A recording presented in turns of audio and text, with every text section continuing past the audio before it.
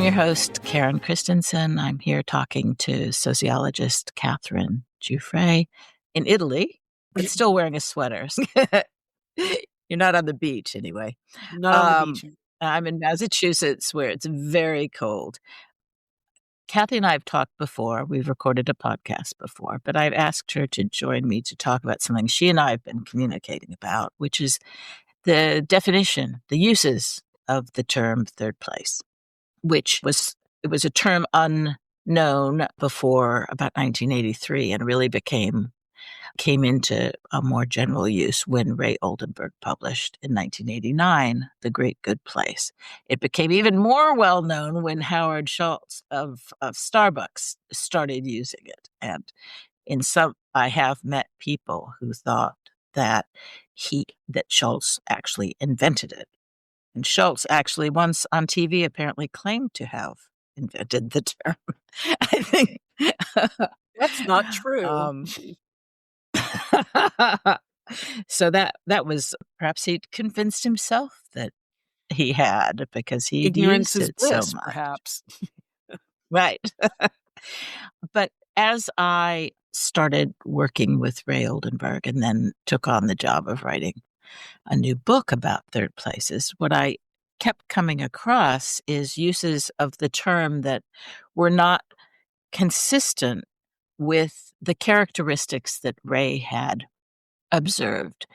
And this is sometimes not a problem, but sometimes it does seem to me it raises some real challenges and really interferes with what people want to do. So I talked to Kathy about this. I've talked to her over the last couple of weeks and asked her to join me to talk about the way she's seen it used. And then we want to talk about why clarifying it, as Ray Oldenburg made such an effort to do, why that matters. So, off the top of your head, what does this bring to mind for you, Kathy?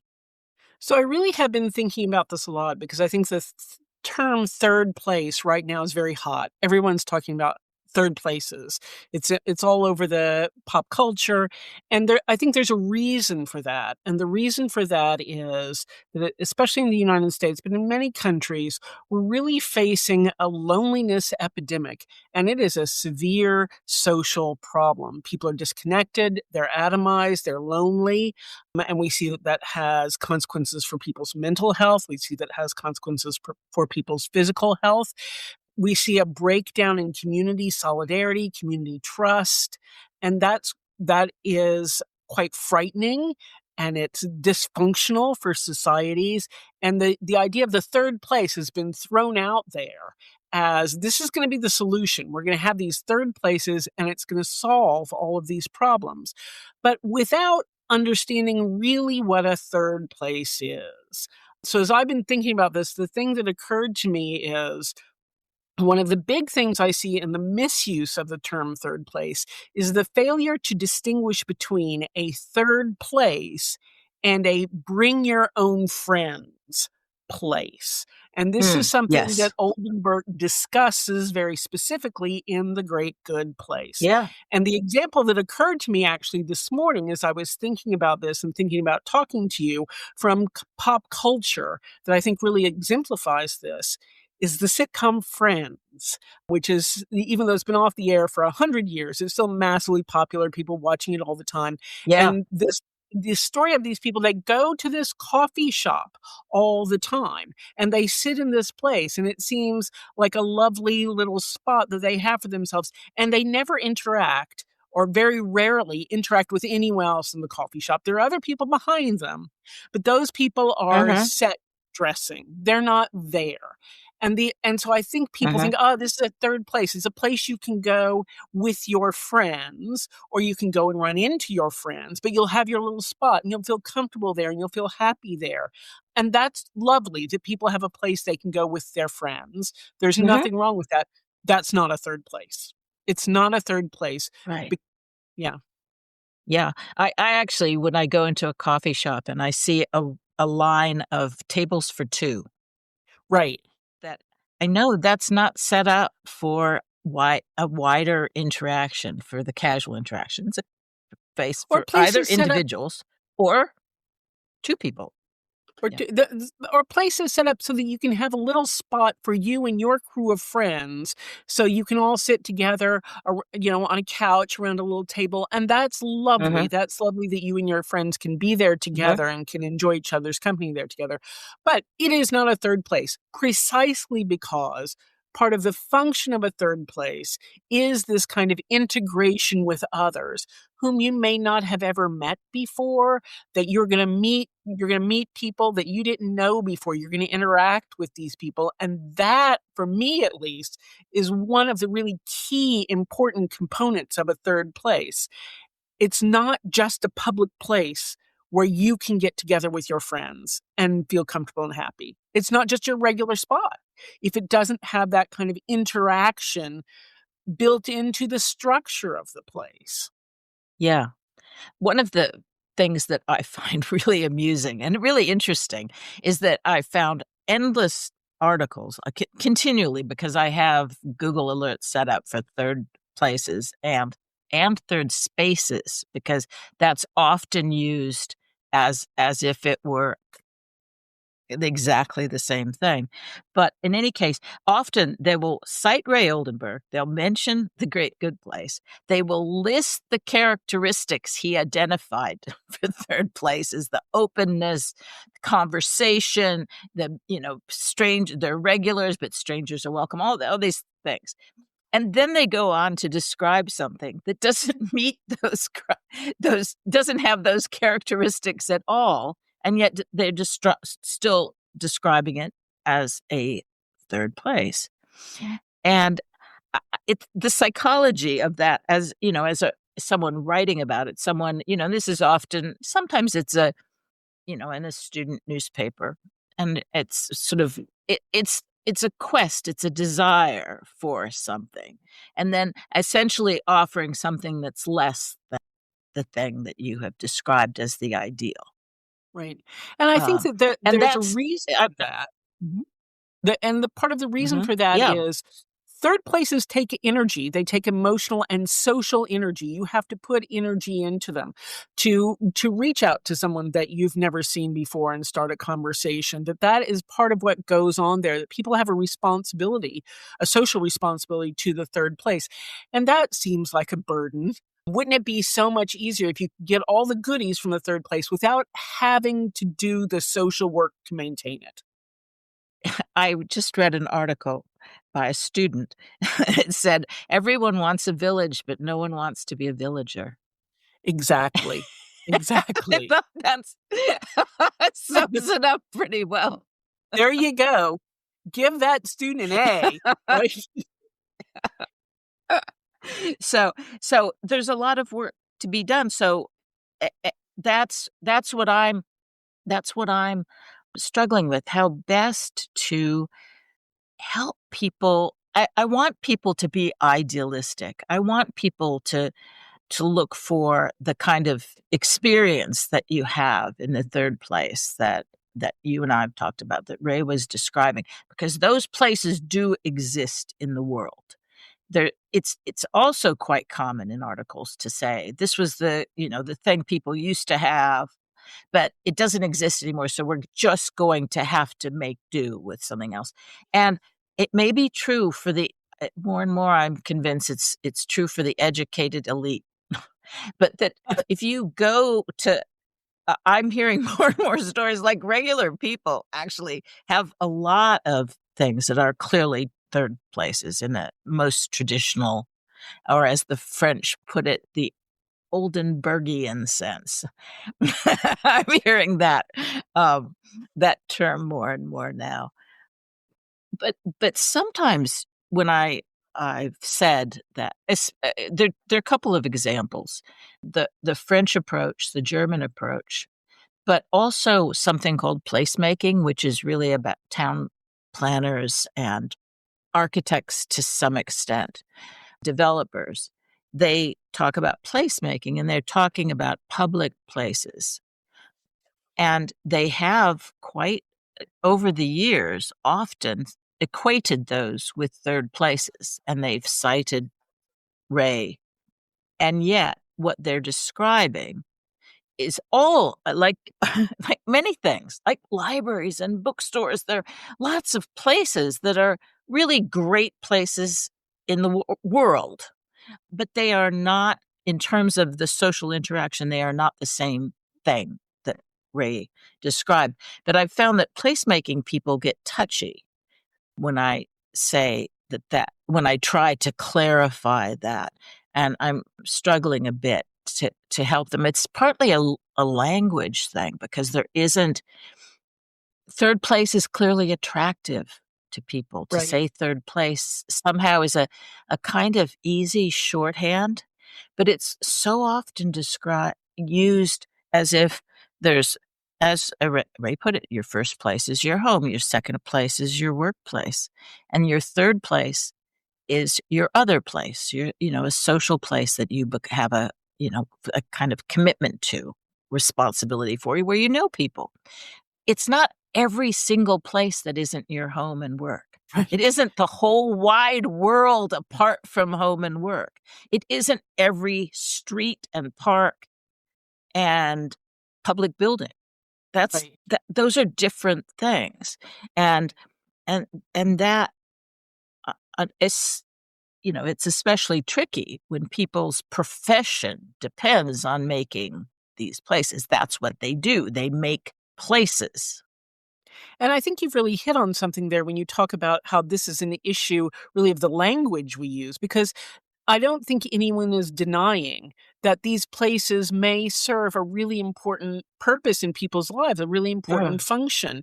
To go to a park and run around with my kids and let the dog run free and fly our kite, that's great. That's a Hmm. wonderful thing. To go Yeah. to a library where I can go and I can check out the books I want and use the computer if I need to and be warm and dry when it's cold and wet outside, that's a lovely Mhm. thing.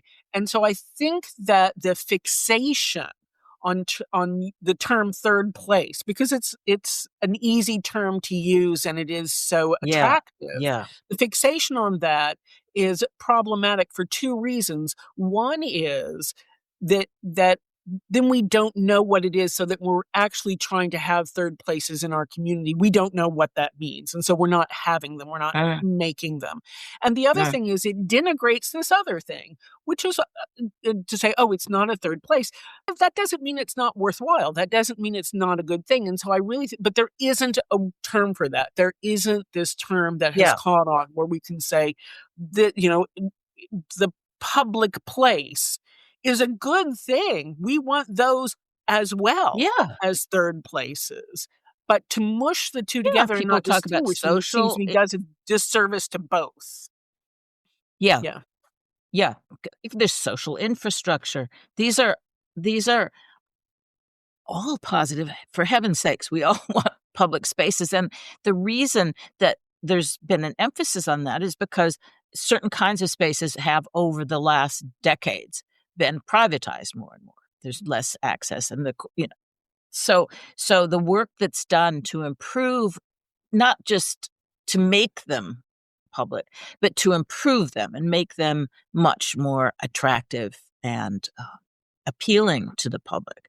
But, when the pandemic was over, people, or was fading, people just simply being outside and around other people was a thing, and people talked about that as a third place too. And being around other people, of course, we're humans. We need to just to Great. be out in the Yeah. world, wandering in a street market or wandering on Main Street and looking in the shops. That's quite, that's part of who we are. I went to a local, there's an indoor farmers market in the village near where I live, and it was packed and full. The food, lots of neat food and things. It was very pleasant in an old school gym, and I ran into a lot of people I knew, people sometimes I hadn't seen maybe in a decade or more. I knew through school or my kids' school or something, and we said hello and chatted, and it was fine. But I would never call that a third place. So, and yet some people would say that was. And I think we need to step back from that because otherwise we really terribly neglect the places that are the right setting. Placemaking, I was leafing through a book, maybe it was a website about the work of on public spaces, and I realized finally that they're all outdoors. Hmm. They're Right. all outdoors. It's outdoor spaces, markets Right. and sidewalk. That's not every place that people gather, Right. Right. as And so I you think know well. yes, but I think that is really quite it's a huge part of the problem. We do not understand what the third place is. We don't understand what the characteristics are. And when we don't understand, the thing about like outdoor spaces is I can go into them and I can enjoy them, but I don't have the same sense of participation, of responsibility towards them, towards making them, keeping them alive, that I would with a third place, where there's a responsibility to the place, a social Uh, responsibility. yeah, And I think that and you is go into a problematic. public park, you're not gonna start planting things. It doesn't Right, it's run by the municipality. Um, right. And I pay my and then people taxes, and say, that's "Well, there's" great. yeah, right. And then there are in other places I've found the traditional third places, the privately owned barber shop, the sole proprietor barber shop, the general store, the coffee shop, the bistro, those which have always been, the famous book from Chicago, just, the people, the men who gathered outside the liquor store, but Right, those right. places, Street corner um, society. right. Those places have often been run out of business by the not by so much by zoning, but by big stores and online shopping and so forth. And so then you get nonprofits or government agencies setting up things that they also call third places. Right. And So what's happened there is they often say they have to be free. right, which is not necessarily the case. Can I give you an example of what we're talking about that actually Yeah. happened to me Yeah. this past summer? Which is there is Yeah. a pub in this little village that I live in Italy, in the Uh-huh. hills in Tuscany, 255 people. And the pub is very much a very traditional third place. And Uh-huh. there it's a pub, but it also has in the evenings meals, and tourists come to eat dinner at this place. Uh-huh. And I was there this summer, and some of the regular guys were had come to watch the tennis match on television. Yannick Sinner was playing. He's our national tennis hero for Italy at the moment. And there was a medical emergency, and the owner slash chef had to leave. He left. And this was about 8 o'clock, and there were about to be 80 people coming in who had dinner reservations, and this is a huge deal, right? This is how this pub stays in business, is the summer tourist trade of people coming to have dinners. Uh-huh. So there were these three guys who'd come to watch tennis. One of them got up and started waiting tables. He just started doing that. One of them got up and started washing dishes. He started doing that. A third got up and went into the back and started cooking. He said, I don't know that a lot of the prep work had been done. He's like, I'm not a chef, but I know how to grill meat. And so it's like so people started, my husband and I did the bills for people that evening. We added up people's bills and made change because we can do that. And I said to the guy who had spent his evening, instead of watching tennis, washing dishes, and I said, "Wow, you're really a saint to do this, to stay here and do this." He says, "No, what you have to understand is this is our place. This is our place. They own it, but it belongs to us. It belongs to the community. And so therefore there is a responsibility for all of us to step up. When something happens, we have a responsibility to this place to Uh-huh. make sure that it's okay, to make sure that the people in it are okay, that whatever issues are happening are handled in a loving, social, communal way, in a caring way. Must have been That's something else. it was was a scene. It was a scene. Not perhaps something you want to have happen often, but it's still great great. You don't want that every day, no. Right, But right. that's a third place, right? People who are sitting there Yes. having a glass of wine and watching the tennis on TV. One minute they're watching the tennis, and the next minute they're washing dishes. And that because Yeah, there is a responsibility to maintain this place, this third place. yeah, And that's very because different from this going a matters to you. place, Yeah. right? This matters. This is important to the community. That's very different from going to a place. Something happens. Oh no, the chef has had a medical emergency. Oh well, I guess we're going to have to order in a pizza. Is and let's go home. Yeah. Oh, Um, that's or a street market or a park. But, one of the things you make me think of in telling that, so these fellows came to watch tennis together in the sure, evening, right? sure, yeah, And one of the things about if you start calling especially I think about it with libraries, because I know libraries want to say that they are third places just by existing, which is not accurate. They don't function that way, actually. still Um, lovely but places, there's also still lovely places, they're but not great. third. I mean, I'm devoted to libraries.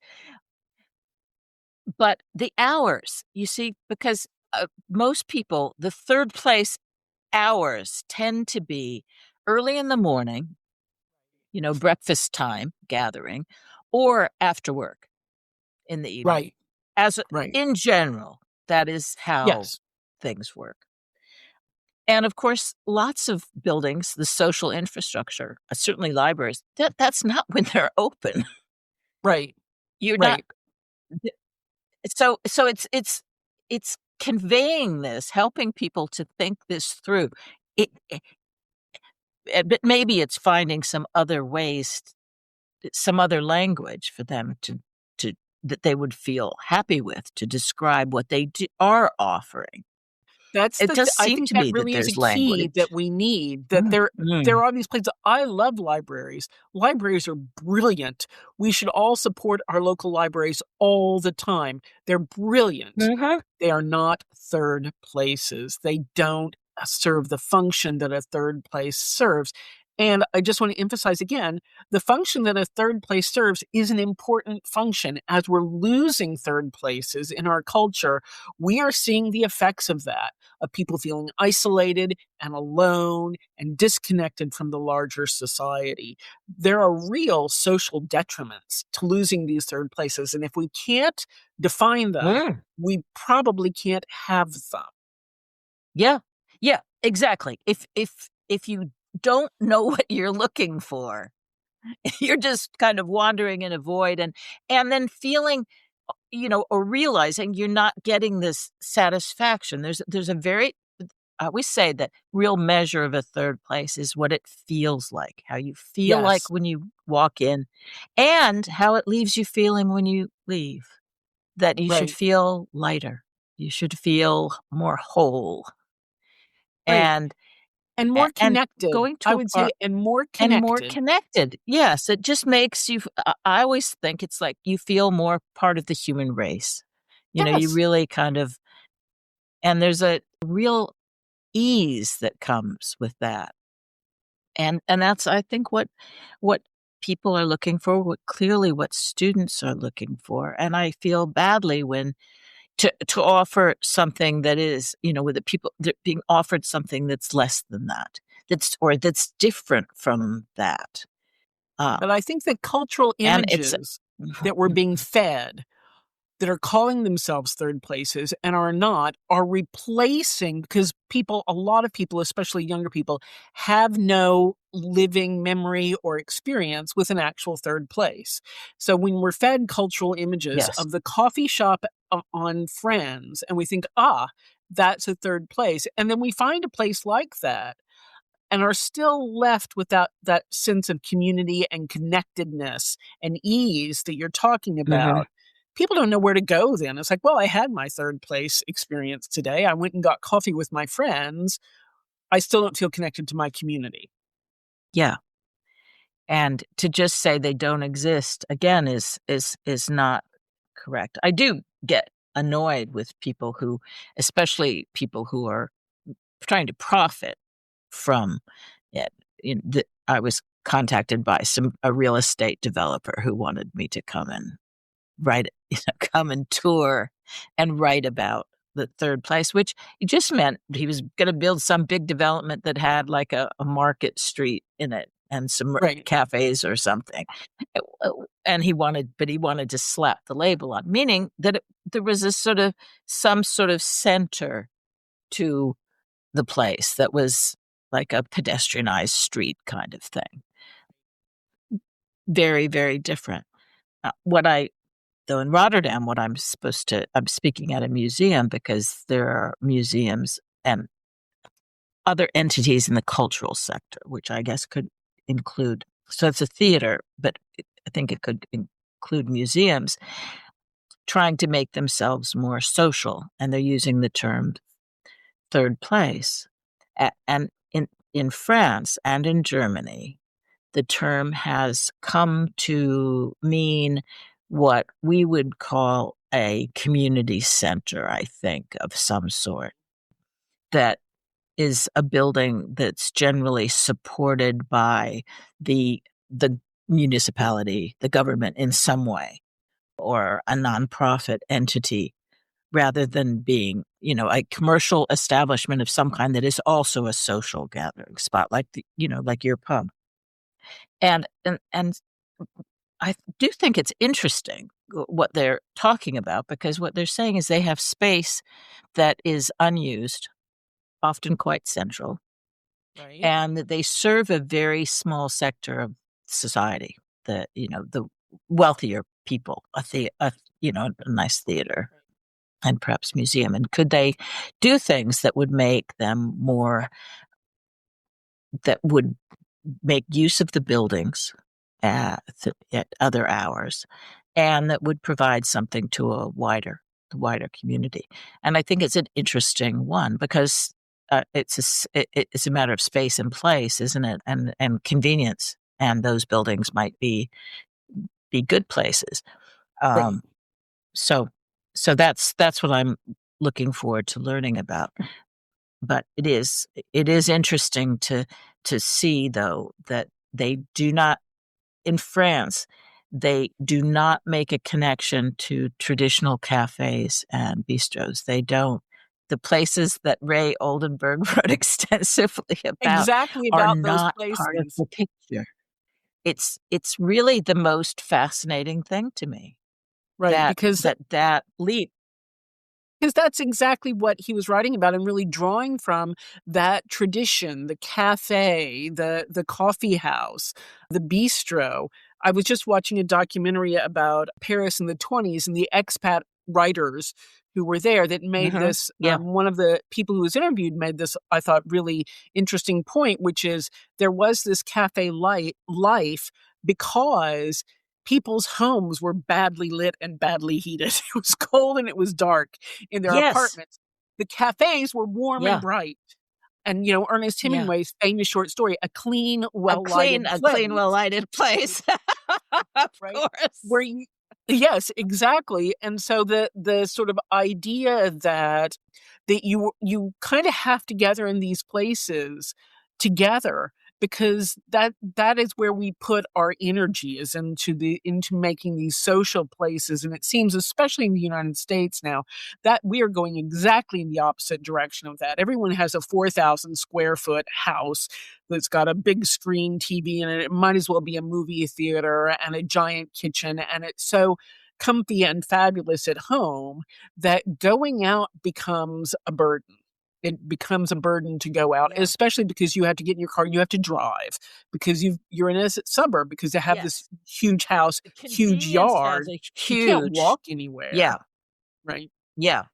Yeah. The convenience is so important to anything that's regular, that you have. It's the friction of going places. I was interested yesterday. I was at the sauna at the college gym nearby, and that's got, even though it's a membership place, it does have a lot of the feeling of a third place, because we meet quite irregularly, but we've got to know each other, and there's sometimes some arguments, and so and and various kinds of friendship. And then there's obviously people who we don't know who come in and listen. But there's because the Simon's Rock itself has moved down to the Bard campus. So this college itself is closed, although the athletic center is open. So we're just kind of waiting to see what happens. And so a couple of people were talking about, because we all love the sauna, talking about, well, I'll have to build a sauna at home. They're all talking about Right. adding a sauna or a steam room to their home instead of anything about, well, where else could we continue this Right. tradition that would bring us together?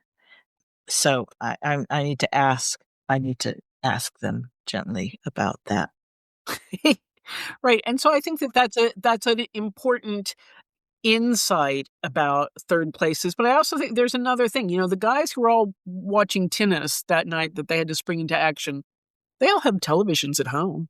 They could have watched it at home, Mm, right? And you can certainly buy mhm. beer or wine in the grocery store. you can have a glass Yeah, of wine and watch yeah. tennis at your house. But I think there's a recognition about the importance. It's more fun to do it together. It's more fun to do it together. Mm, And they were watching together and arguing with each other and having a difference of opinion as they're watching this game, mhm. which they got to watch, 20 seconds of before A little here and there, a in little here and between, there in clearing the between, tables. between washing the dishes and waiting tables. But so I think that the recognition that building a community is an important thing to do. And it's easier to do if we are structurally set up so I don't have to get in my car and drive to a third place. It's so much easier if I can Yeah. walk 50 meters from my house and be there. But to So acknowledge what that what do students need then? there used to You be you dealt with lots third of places. students. So I'll tell you a story from my college, actually, where I've retired from Uh-huh. Colorado Yeah. College. There was a third place, and it was called Woodlands Mhm. Deli, and it was a little deli. It was right off campus, privately owned. Things that Uh-huh. people ran into each other all the time there before class, after class, late at night. Sometimes Mhm. they would have events. Someone would have an open mic night or a slam poetry thing, but it was a privately owned little deli. But in Uh-huh. Uh-huh. the race to grab students and get students to come to your college, which all these colleges are doing, Colorado College made a decision that what they really needed was a much bigger, much fancier hockey rink. And a donor gave money for a big hockey rink. So the block of little tiny shops and offices and cafes that included Woodlands Deli was torn down and is now a hockey rink. Uh-huh. And they said, "Oh, well, Woodlands Deli will still exist, the Yeah. owners, but it's in some strip mall out at the edge of town." And so I think it was quite interesting. There are generations and generations of students who probably have their fondest memories of their college experience happen in Woodlands Deli. But Yeah. the idea is to be attractive, we need to have these really sparkly, shiny, grand amenities like a state of Mhm. the art hockey rink. And I think we see that happening all over the place where people are given these enormous, shiny facilities.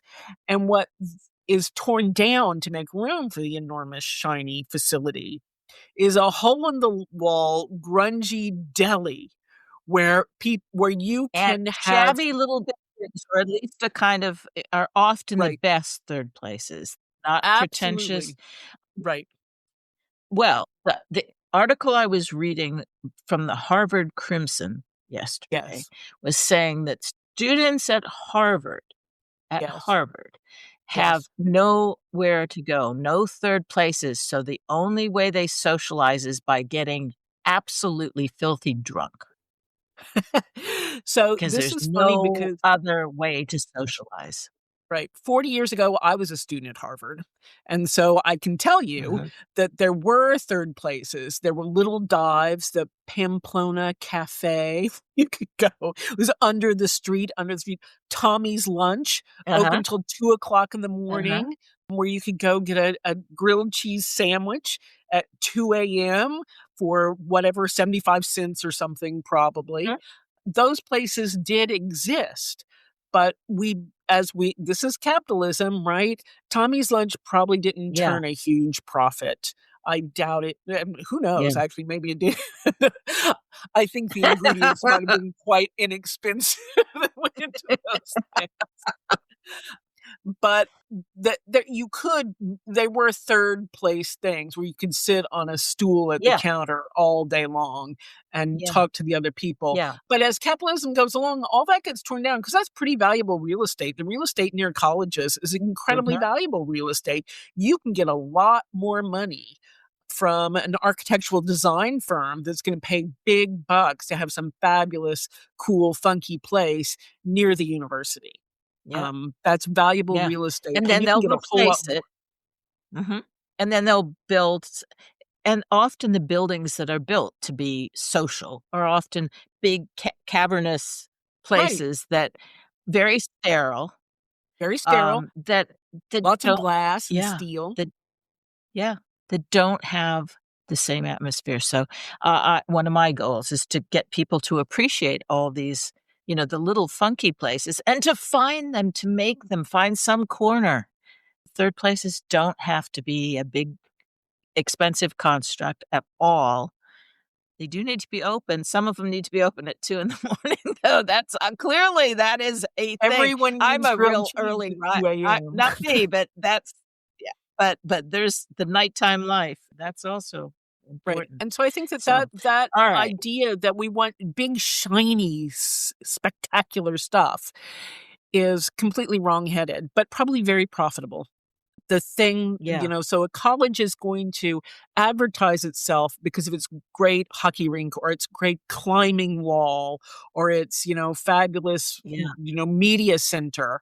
But it's never going to advertise itself by you will meet friends that will last you your entire life drinking crappy coffee at 2 a.m. That they're not going to advertise right.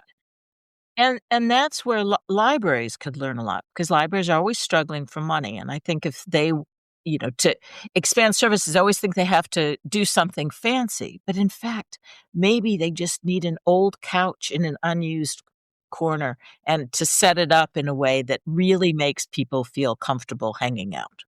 Right. With coffee machine, with a coffee, a coffee pot that's like, leave your quarter Yeah, in the cup and pour yourself a cup of yeah. this, axle grease that we call coffee. People will drink that for the This is conviviality. America. This is people will drink that for the conviviality. People will drink People that will for the drink some conviviality. pretty bad coffee here. Sure, sure. Yeah. Yeah. All right. Well, I know you have a dinner to get ready for, and If we can. This I'm having conversation is one that friends I'm sure Yes, will continue. friends over Yeah. whom I met at the pub. I got to know them at the pub, and now they're coming to my house Mhm. for dinner, so there you go. Yeah. There you go. There you go. Well, good. All right. We'll talk again, and every time I talk to you, I think I've got to get to this pub. I keep One of longing these to get there. days, So but one you'll of be these put to days. work washing Yes. dishes, you'll enjoy it. Excellent. I'm quite a good cook too, so I mean, I might take a turn at the stove. It'll be All fun. right. Yeah. Great. Alright. Great, Kathy. All right. I'll talk to you Thanks, soon. Karen. Thanks very much. Thanks for joining me at The Way We Live Now, where we roam the world for ideas and inspiration. Please leave a comment and subscribe to the newsletter at karenchristensen.substack.com.